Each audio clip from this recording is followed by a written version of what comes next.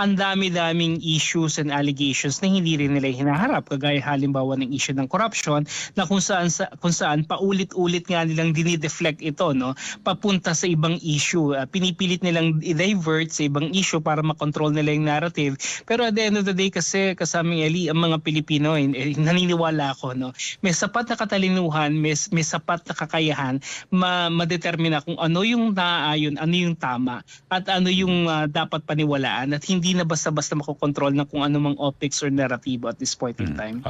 So dito ho talagang magpapatuloy kung hindi po talaga matutuldukan, no, yung issue po ng corruption. At yung mga, kasi ngayon may binabanggit nga si Senator Amy Marcos na tila ang mga kakasuhan yung mga senador, no? Senator Jinggoy, Joel, dating Senator Bong Revilla, pero parang nawawala yung ang persepsyon ng lahat paniniwala, yung dating speaker. Parang nalibre. Ganun po. Tama po yun, tama. Actually, and ang pananaw ko naman dito kasama Eli, hindi nagbabago. No? In fact, many other interviews have already said this many times over.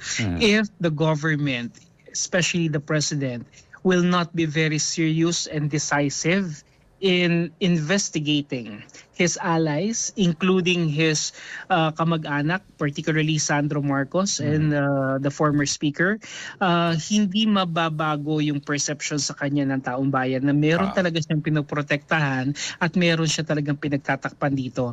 Because kung mapapatunayan natin at kung maitatawid niya sa taong bayan na talagang seryoso siya rito at talagang gusto niyang makita ang punot dulo nito, kinakailangang harapin talaga nitong mga kaalyado niya, no, yung lahat ng consequence ng mga actions na ginawa nila before. But the problem here, kasamang Eli, is that kung ang pinagtatakpan dito ng presidente ay hindi lamang yung kanyang mga kaalyado at kamag-anak, kundi sarili niya mismo. Because maaaring yung PC, no, yung lubid, maaaring ang dulo nito, no, hindi lamang kay Sandro, hindi lamang kay Zaldico, hindi lamang kay Martin Romualdez, maaaring patungo talaga to sa Malacanang. And I think this is the reason why he's really doing everything he can to delay everything, to deny the proper proceedings, para masiguro niya, no, na hindi umabot dun sa ganung level. Because if that happens, mas magiging malakas yung ugong ng panawagan na siya ay magbitiw at siya ay umalis na sa kanya.